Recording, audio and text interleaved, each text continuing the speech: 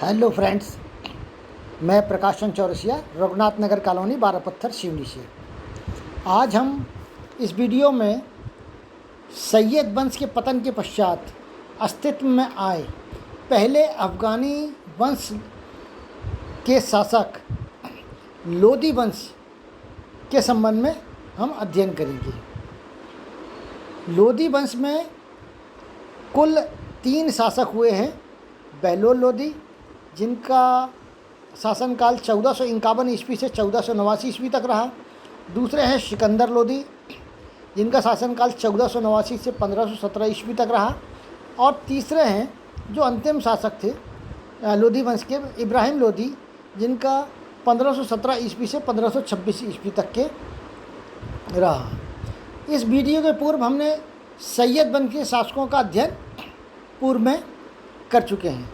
आज हम लोदी वंश के संबंध में, इन तीनों शासकों के संबंध में विस्तृत रूप में अध्ययन करेंगे। तो आइए देखें हम लोदी वंश।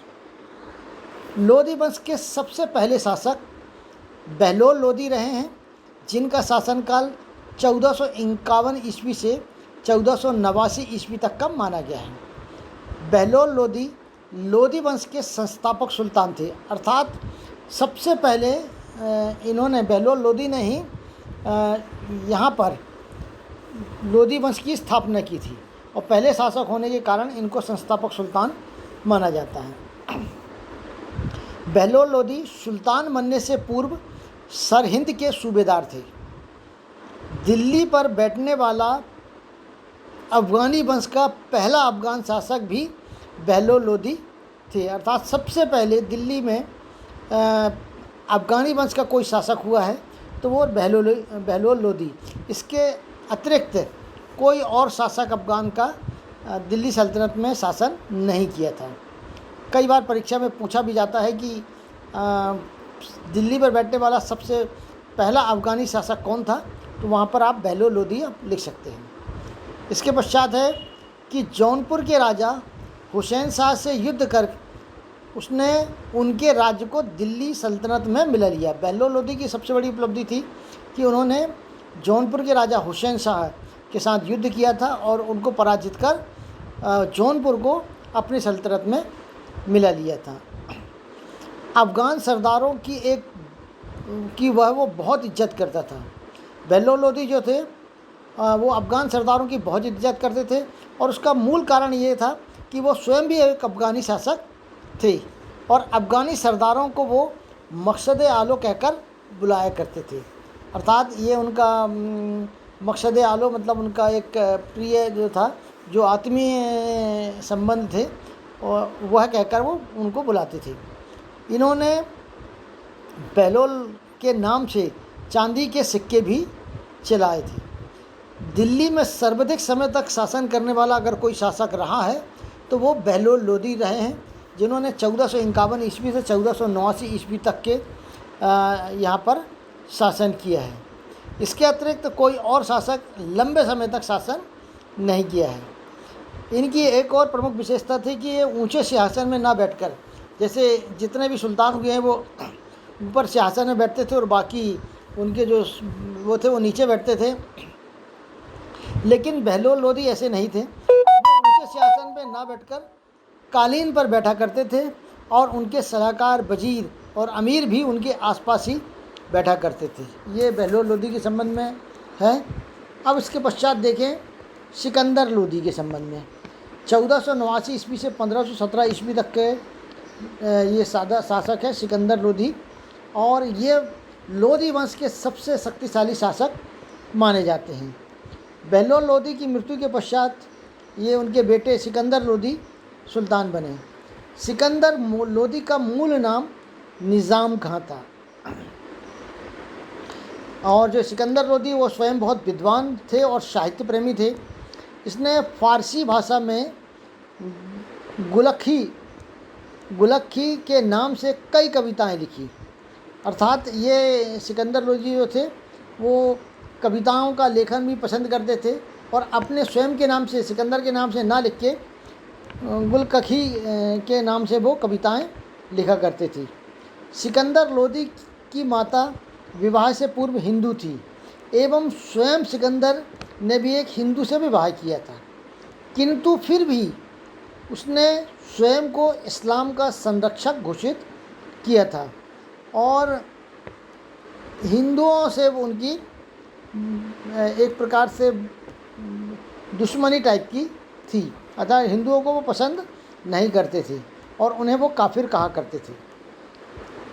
उन्होंने इसी कारण से अनेक मंदिरों को ध्वस्त किया और उनके स्थानों पर मस्जिदों का निर्माण कराया तथा नरवर के मंदिरों की मूर्तियां भी उन्होंने तोड़ी और मंदिर को भी ध्वस्त कर दिया था।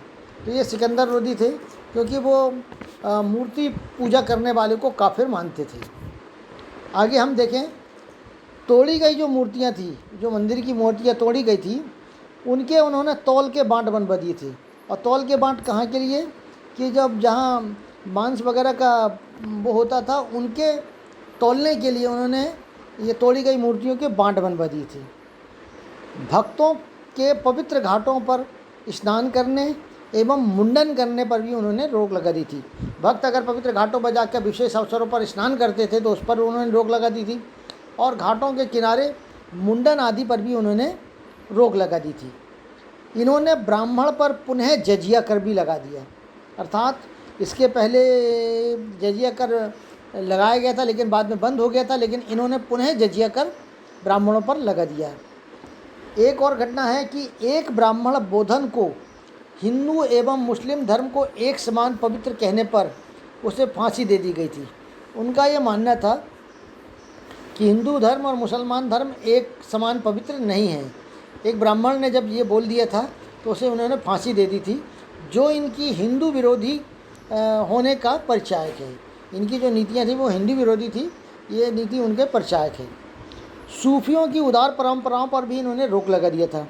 जो सूफी संत हुआ करते थे, जो हिंदू धर्म के प्रति और हिंदुओं के प्रति उदार भावनाएं रखते थे, उदार परंपराओं का पालन करते थे, उनकी उदार परंपराओं पर भी इन्होंने रोक लगा दी थी। आगे, सिकंदर लोदी के शासनकाल में ही संगीत की पुस्तक लज़्ज़त-ए सिकंदरी की रचना हुई थी। ये एक महत्वपूर्ण घटना है और कई बार परीक्षा में पूछा भी गया है। सिकंदर लोदी के आदेश पर एक आयुर्वेदिक ग्रंथ का फारसी भाषा में अनुवाद हुआ था और जिसका नाम उन्होंने फरंग सिकंदरी रखा था। आगे हम देखेंगे, इन्होंने भूमि को मापने का पहला पैमाना गज सिकंदरी लागू किया।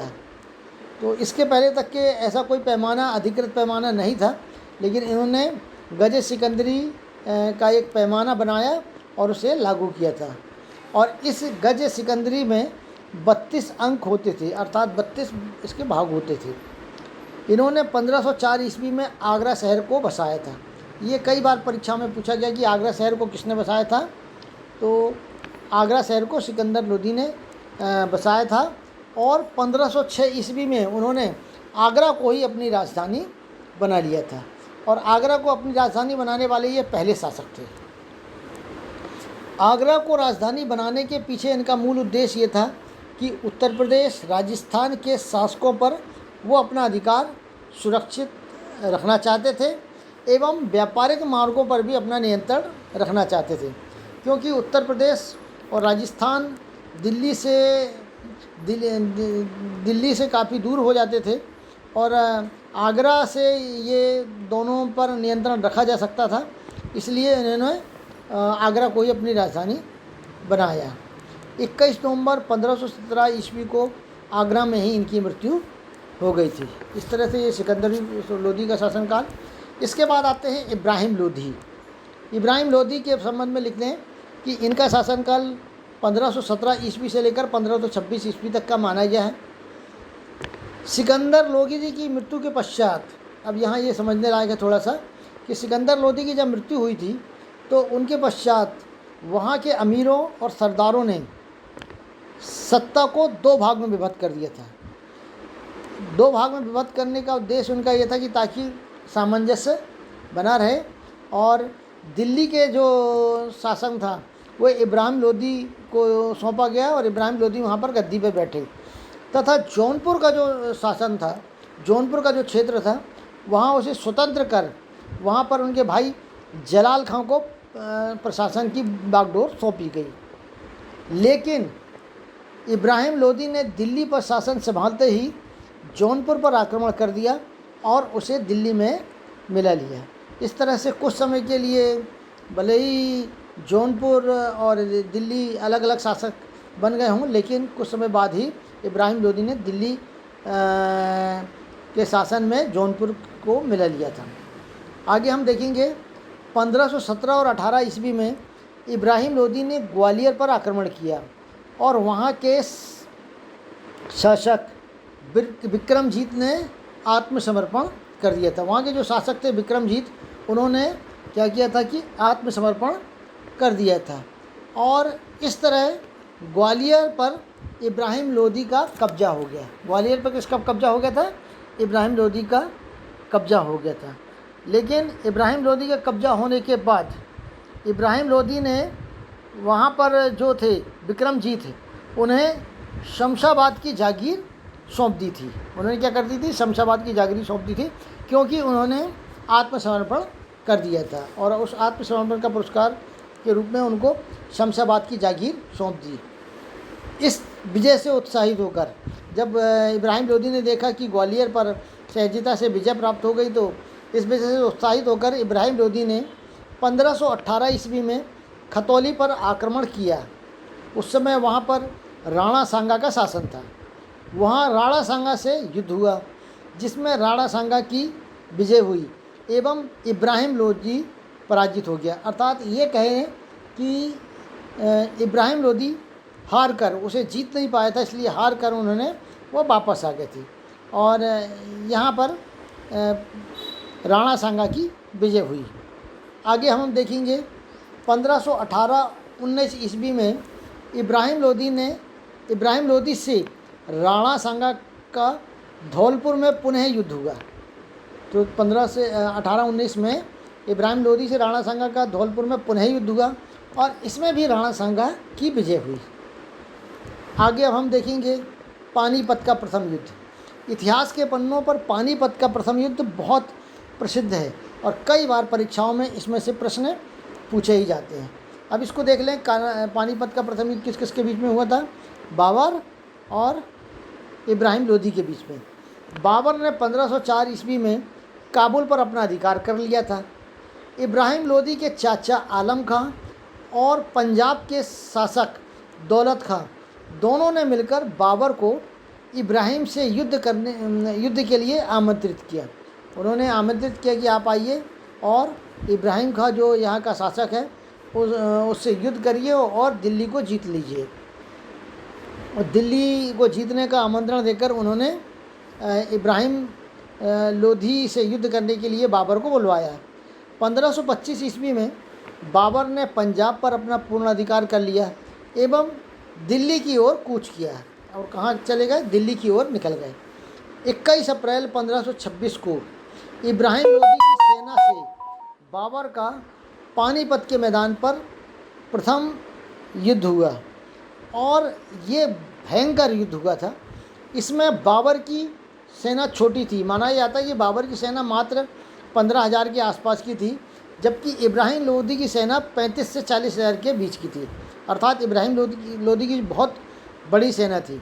लेकिन बाबरनामा के अनुसार बाबर ने तुगलमा पद्धति एवं उस्मानी पद्धति व अत्याधुनिक तोपों का और बंदूकों का प्रयोग कर इब्राहिम लोदी की सेना है उसको परास्त कर दिया, क्योंकि इन तोपों के आगे इब्राहिम लोदी की सेना जो परंपरागत संसाधनों से थी, तीर बाण तलवार भाले से लैस थी, वो सेना इन तोपों का सामना नहीं कर पाई और अंत में परास्त हो गई तथा बाबर के हाथों इब्राहिम लोदी की युद्ध स्थल में ही मौत हो गई।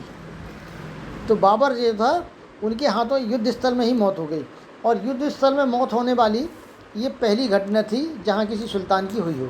आगे हम देखेंगे फरिश्ता ने भी लिखा है कि इब्राहिम लोदी मृत्यु पर्यंत तक लड़ा एवं युद्ध स्थल पर ही मारा गया। अर्थात जहाँ ये युद्ध भूमि थी वहीं लड़ते हुए वह मारा गया। नियामतुल्लाह के अनुसार सुल्तान इब्राहिम के अतिरिक्त भारत का कोई अन्य सुल्तान युद्ध भूमि में नहीं मारा गया। अर्थात इसके पहले जितने भी युद्ध हुए उसमें जितने भी सुल्तान हुए वो कैद कर लिए गए और बाद में भले ही मारे गए हों, लेकिन युद्ध स्थल पर वो नहीं मारे गए। तो ये नियमतुल्लाह है। और कई बार परीक्षा में पूछा गया कि युद्ध स्थल पर मारे जाने वाला सुल्तान कौन है, तो वहाँ पर आप लिख सकते हो कि इब्राहिम लोदी युद्ध स्थल पर माने जाने वाला सुल्तान है। अब इसके पराजय के कारणों को भी अपन देख लें संक्षेप में कि इब्राहिम लोदी की पराजय के प्रमुख कारणों में इसका हठी स्वभाव था। अर्थात जो हट धारण कर लेता था उसे पूरा करता था, चाहे उसकी कितनी ही बड़ी कीमत क्यों न चुकानी पड़े। अमीरों व अफ़गान सरदारों से दुर्व्यवहार। अब यहाँ पर इसको भी समझ लें कि अमीरों एवं अफ़गान सरदारों से दुर्व्यवहार का कारण क्या था। उसका मूल कारण ये था कि इन लोगों ने शासन को, जो इब्राहिम लोदी का शासन था, तो दिल्ली और जौनपुर दो भागों में बांट दिया था और दोनों के शासक को अलग अलग कर दिया था। और जब दोनों के शासन अलग कर दिया था तो उस वक्त तो इन्होंने बात स्वीकार कर लिया, लेकिन इस बात से वो खिन्न था, इब्राहिम लोदी खिन्न था कि इन अमीरों ने और अफ़गान सरदारों ने मेरे साथ मतलब गलत किया है, और इसलिए वो उनसे के साथ क्या करता था, दुर्व्यवहार करता था। जबकि इब्राहिम लोदी के जो दादा थे बहलोल लोदी, वो इन अमीरों और अफ़गान सरदारों की बहुत इज्जत करते थे और उनसे आत्मीय संबंध रखते थे, क्योंकि वो भी अफ़गानी थे। लेकिन इन्होंने ऐसा नहीं किया, और इन्होंने न करने के कारण अमीरों एवं अफ़गान सरदारों ने इनका साथ नहीं दिया, और इनका साथ नहीं देना ही इनकी पराजय का एक महत्वपूर्ण कारण बना। आंतरिक मतमुटाव। तो इनके शासनकाल में जो अधिकारियों और सेना में आंतरिक मतमुटाव बना रहता था, और जिसके कारण भी उनमें एकता की भावना का अभाव था, और ये भी इनके हारने का एक प्रमुख कारण था। और प्रशासकीय दूरदर्शिता की कमी। तो इब्राहिम लोदी में प्रशासकीय दूरदर्शिता की कमी, तो वो तात्कालिक लाभ पहले देखता था, और ये दूरदर्शिता की कमी के कारण भी उसकी पराजय हुई। इब्राहिम लोदी की मृत्यु के पश्चात लोदी वंश का अंत हो गया और भारत में मुग़लों का साम्राज्य स्थापित हो गया और मुग़ल साम्राज्य की नींव डल गई। तो इस तरह से ये लोदी वंश का समापन हुआ। आशा है कि आपको ये वीडियो पसंद आया होगा। पसंद आए तो लाइक करिएगा, सब्सक्राइब करिएगा। सब्सक्राइब इसलिए करिएगा ताकि आने वाले वीडियोस आपको सहजता से प्राप्त हो जाएं, और अपने अन्य मित्रों को भी इसे सेंड करिएगा। धन्यवाद।